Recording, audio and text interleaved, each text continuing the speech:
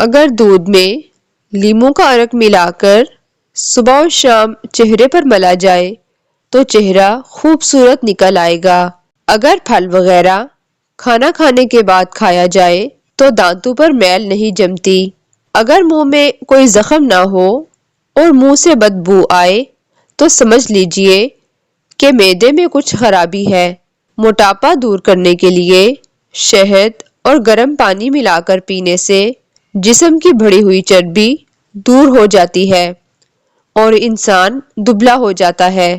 نمک اور شہد سے دانت صاف کیجئے، دانت چمک اٹھیں گے۔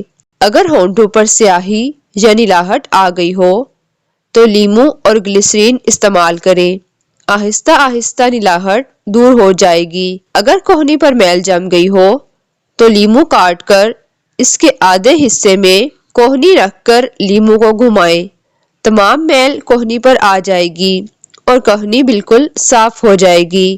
اگر آپ کے چہرے پر کیل مہاسے نکل آئے تو آپ 1 اونس گلیسرین لے کر اس میں 2 عدد لیموں نچوڑ لیجئے اور چہرے پر روزانہ ملیے، فائدہ پہنچے گا۔